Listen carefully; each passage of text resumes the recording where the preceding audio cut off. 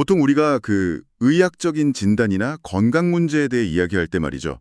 뭔가 좀 공학적인 정밀함 같은 걸 기대하잖아요. 아, 그렇죠. 예를 들어서 팔이 부러졌다고 하면 엑스레이를 딱 찍어서 뼈가 어긋난 그 하얀 선을 명확하게 볼 수 있으니까요. 맞아요. 의사가 그 사진을 가리키면서 여기가 부러졌네요 하면 끝이잖아요. 원인이 확실하니까 깁스를 한다는 해결책도 아주 선명하게 나오고요. 네, 원인과 결과가 아주 확실하죠. 하지만 이 인간의 뇌 혹은 인지 발달이나 나이듦이라는 영역으로 걸어 들어가는 순간 얘기가 완전히 달라집니다. 엑스레이 기계가 무용지물이 되는 거군요. 맞습니다. 우리가 마주하게 되는 진단의 풍경이 흙과 백처럼 딱 떨어지는 게 아니라 수많은 변수들이 막 엉켜있는 아주 탁하고 복잡한 진흙탕에 가까워지니까요. 바로 그 지점입니다. 오늘 이 심층 탐구에서 우리가 해부해볼 주제가 바로 그 진흙탕의 한가운데 자리 잡고 있습니다. 벌써부터 흥미진진한데요. 지금 듣고 계신 여러분도 아마 평생의 목표로 삼고 계실지도 모를 그 달콤한 조기 은퇴라는 로망 말이죠.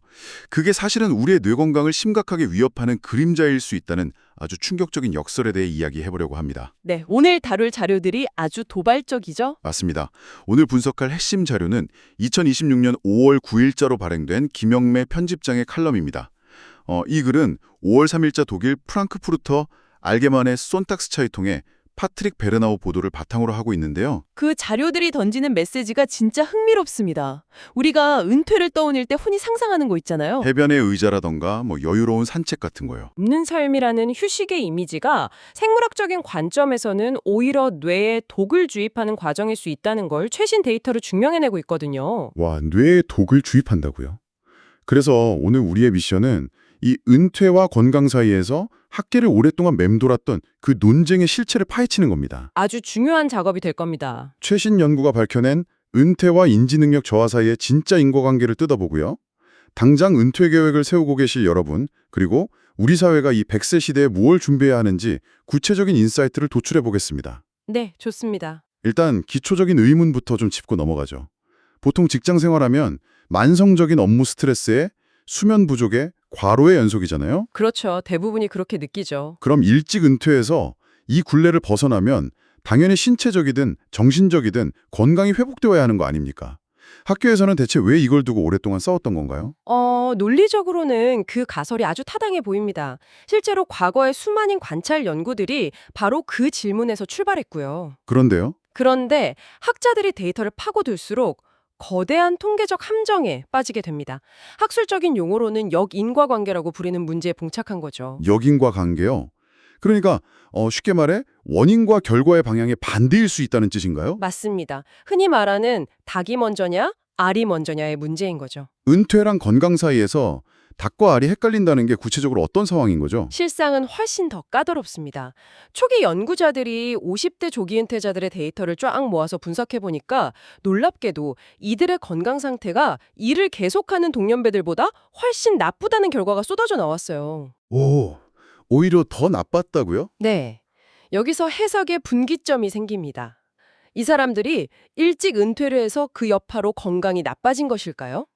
아니면 이미 심각한 지병이나 우울증이 있어서 어쩔 수 없이 일찍 은퇴를 선택할 수밖에 없었던 걸까요? 정확합니다. 아, 잠깐만요. 만약 후자라면 그러니까 관절염이 너무 심해졌거나 초기 치매 증상이 와서 회사를 그만둔 거라면 그건 은퇴라는 사건이 뇌를 망가뜨린 게 아니잖아요. 그렇죠. 그냥 몸이 아파서 쉰 것뿐이잖아요. 그 지점이 바로 이 논쟁의 핵심입니다.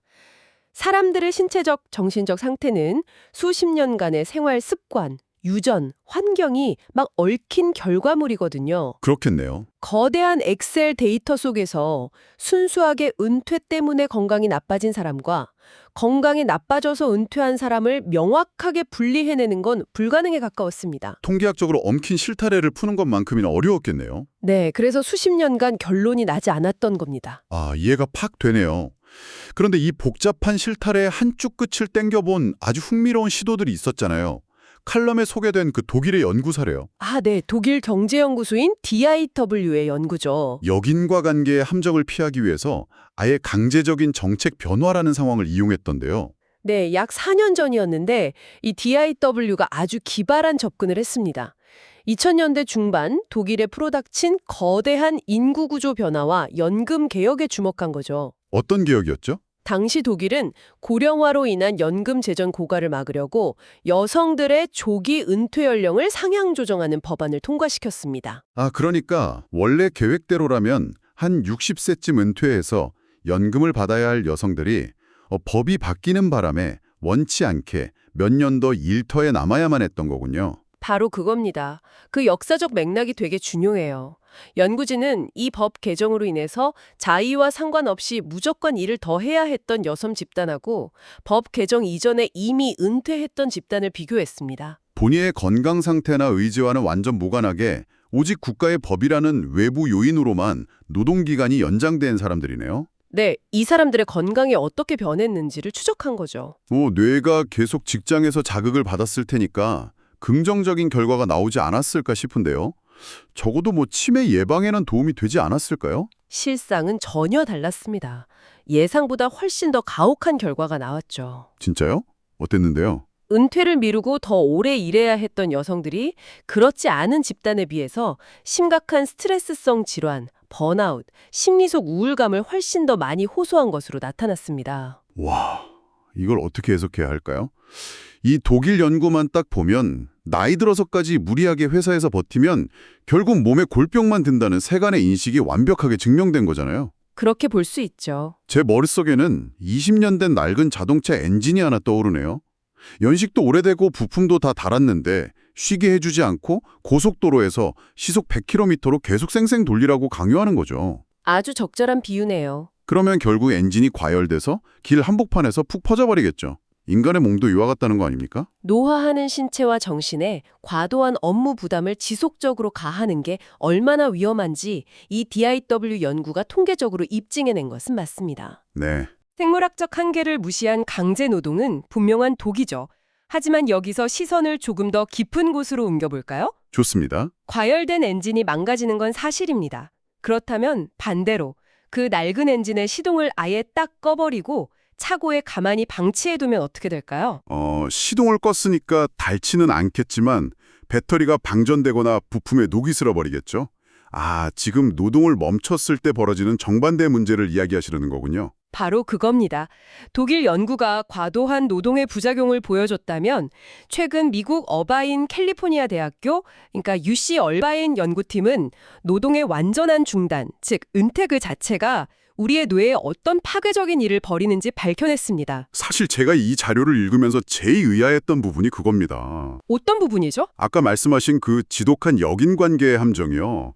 10,000명이 넘는 사람들의 데이터를 들여다보면서 이 사람이 진짜 회사가 싫어서 은퇴한 건지 아니면 허리가 아파서 은퇴한 건지 연구진이 대체 어떻게 완벽하게 걸러냈다는 거죠? 아, 그 부분요. 사람들의 속마음이나 진단서를 일일이 다 까볼 수도 없는 노릇이잖아요. 수학적으로 이게 가능한가요? 아주 예리한 질문이십니다. UC 얼바인 연구팀이 천재적이라는 평가를 받는 이유가 바로 그 필터링 방식에 있거든요. 오, 어떻게 했는데요? 이들은 1996년부터 2018년 사이에 50세에서 75세 미국인 장기 추적 데이터를 들여다보면서 개인의 건강이나 의지 같은 변수를 아예 계산식에서 빼버렸습니다. 아예 빼버렸다고요? 그럼 뭘 기준으로 한 거죠? 대신 그들이 찾은 완벽한 걸음망은 바로 거시경제적 충격이었습니다. 거시경제적 충격이라면 경제 불안 같은 걸 말씀하시는 건가요? 그렇습니다. 1996년부터 2018년 사이면 닷컴 버블 붕괴도 있었고 2008년 글로벌 금융위기도 있었잖아요. 네, 아주 굵직한 위기들이었죠. 이 기간 동안 미국의 특정 지역들, 예를 들어 제조업이 밀집한 러스트벨트 같은 곳에서는 수만 명을 고용하던 대형 공장들이 하루아침에 문을 닫았습니다. 아하, 감이 오네요. 연구진은 이렇게 지역 고용 시장의 악화나 대규모 공장 폐쇄 같은 순수한 외부 요인 때문에 비자발적으로 일자리를 잃고 강제 은퇴당한 사례들만 핀셋으로 딱 집어낸 겁니다. 와, 소름 돋네요. 그러니까 내 허리가 아프거나 내 기억력이 떨어져서가 아니라 우리 동네의 경제 생태계 자체가 무너지는 바람에 내 의지와는 1%도 상관없이 멀쩡한 상태에서 억지로 은퇴하게 된 사람들만 출연했다는 거군요. 네, 완벽한 자연 실험이라고 할 수 있죠. 그렇게 건강한 상태로 강제 은퇴당한 사람들의 뇌를 추적해보니까 결과가 어땠습니까? 결과는 논쟁의 여지 없이 참혹했습니다. 조기 은퇴라는 사건은 사람들의 평균적인 뇌 인지 성능을 아주 뚜렷하고 가파르게 붕괴시켰습니다. 붕괴시켰다고요? 네, 본인의 건강과는 무관하게 그냥 직장에서 밀려났을 뿐인데 은퇴가 뇌 기능 저하를 촉발하는 강력한 방아쇠 역할을 한 겁니다. 잠깐만요. 도대체 우리 뇌 안에서 무슨 일이 벌어지길래 단지 직장에 안 나간다는 이유만으로 인지 능력이 그렇게 뚝 떨어지는 건가요? 신경과학에서는 이를 신경 가소성과 시냅스 가지측이라는 개념으로 설명합니다. 용어가 조금 어려운데 쉽게 풀어주시죠. 우리의 뇌는 극도로 효율성을 추구하는 기관입니다.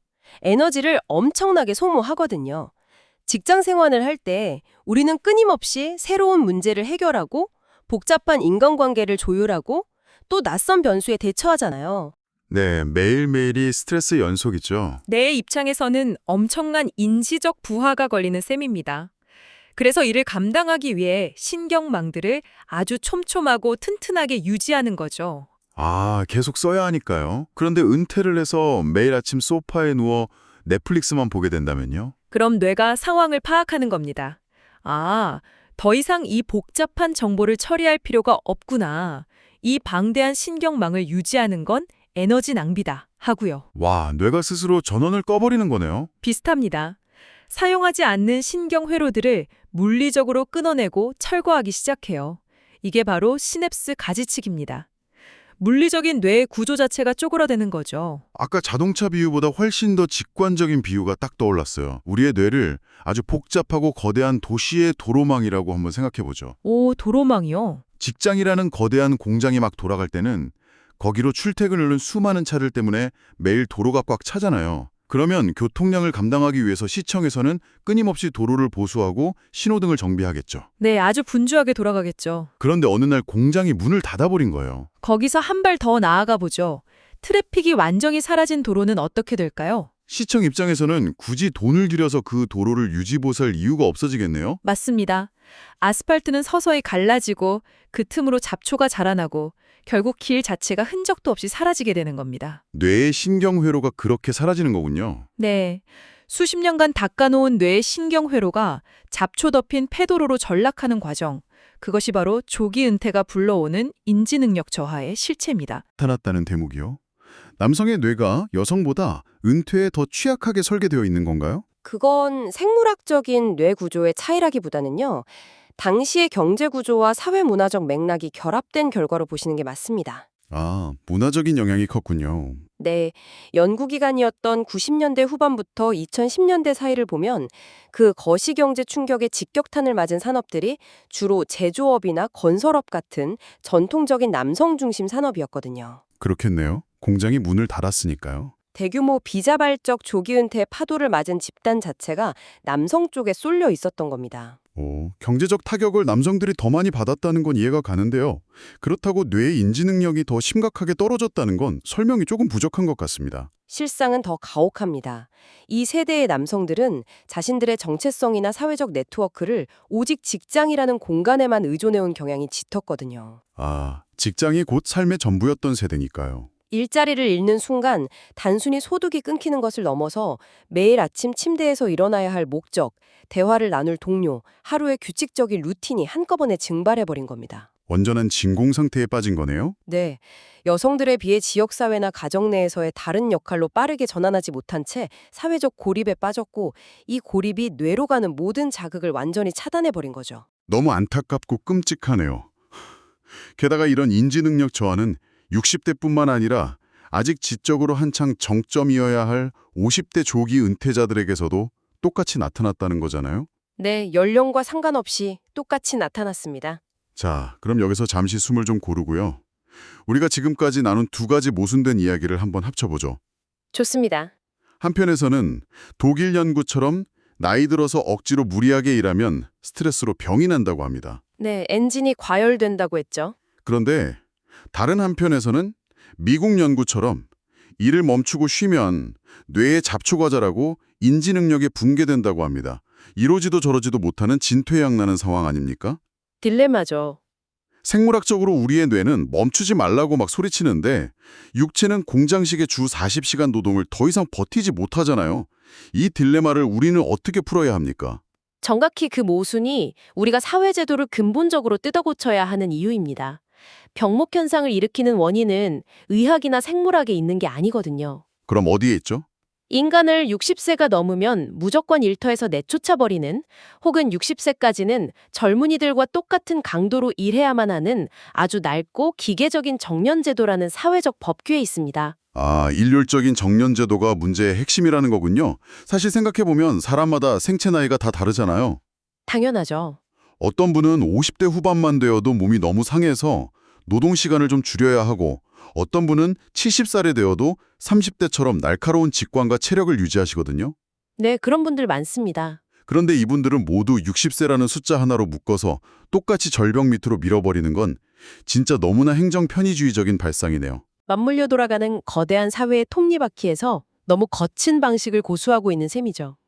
그래서 최신 정책 전문가들은 이 절벽을 완만한 경사로로 바꾸어야 한다고 강력히 주장합니다. 완만한 경사로요? 칼럼에서도 언급된 보험 수학적 기법을 활용한 유연한 은퇴 제도의 도입이 바로 그것입니다. 보험 수학적 기법이요? 뭔가 생명보험 가입할 때 심사받는 느낌인데 이게 은퇴에 어떻게 적용된다는 건가요? 아주 정교한 데이터 모델링을 뜻하는데요. 단순히 나이라는 하나의 변수가 아니라 개개인의 건강 상태, 직종의 노동 강도, 기대 수명, 그리고 가장 중요한 본인의 노동 의지를 종합적인 확률과 통계로 계산하는 겁니다. 맞춤형 은퇴 설계 같은 거네요. 네, 어떤 사람은 55세부터 근로시간을 절반으로 줄이면서 연금의 일부를 앞당겨 받을 수 있게 하고요. 또 어떤 사람은 68세까지 풀타임으로 일하며 더 큰 연금 혜택을 누릴 수 있게 선택권을 주는 거죠. 와, 100% 일하거나 0% 일하거나 하는 그런 극단적인 이분법이 아니네요. 그렇죠. 70%, 30% 이렇게 점진적으로 노동의 양을 줄여나가면서 뇌가 충격에 대비할 시간을 주는 시스템이군요. 제도적인 측면에서는 완벽한 해답이 될 수 있겠습니다. 네, 아주 이상적인 방향이죠. 하지만 법이 바뀌는 건 너무 먼 미래의 이야기잖아요. 지금 당장 이 방송을 들으시면서 며칠 뒤에 구조조정으로 회사를 떠나야 하거나 이미 예기치 않게 은퇴를 마주하신 분들도 계실 텐데요. 분명히 계시겠죠. 이분들은 스스로의 뇌를 지키기 위해 당장 내일 아침부터 무엇을 해야 합니까?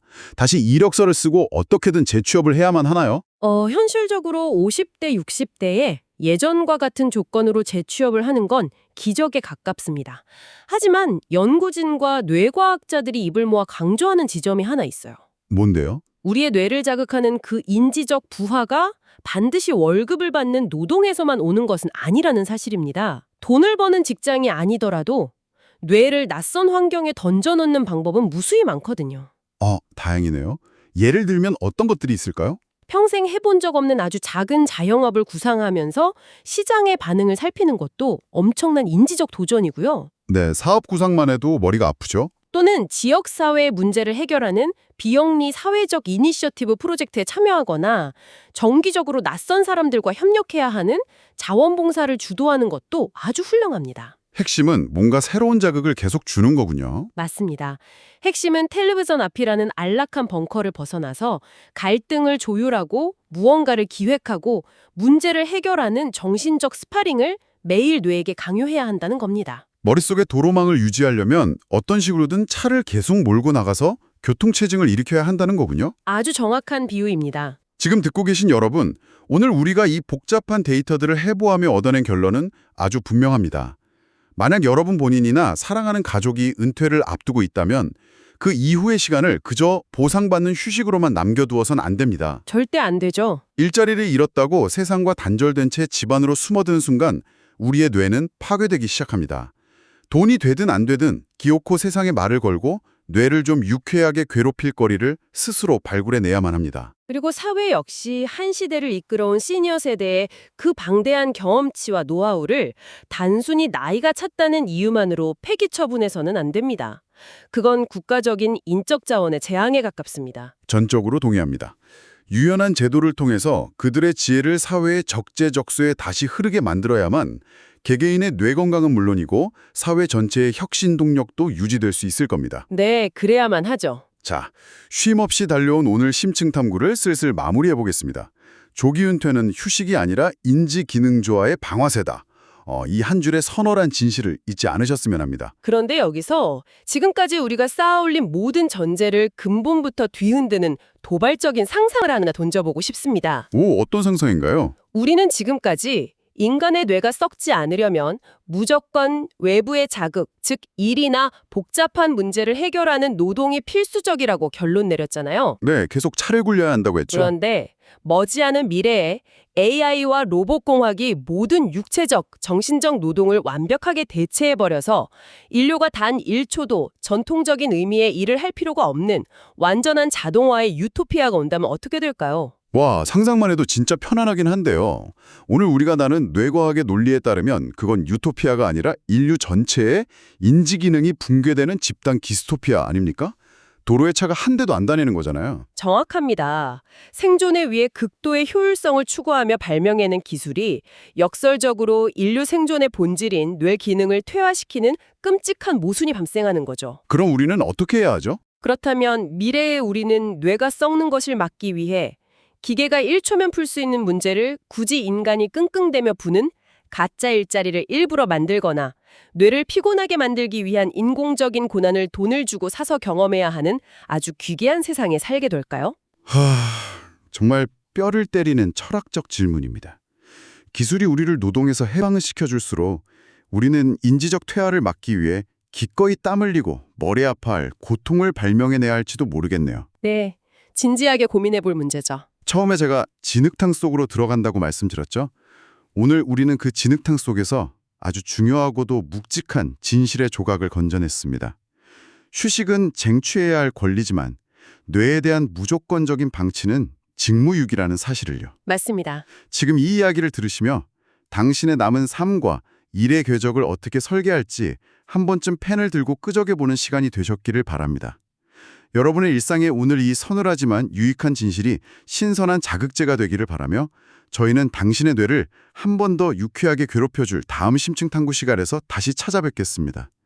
끝까지 함께해 주셔서 감사합니다.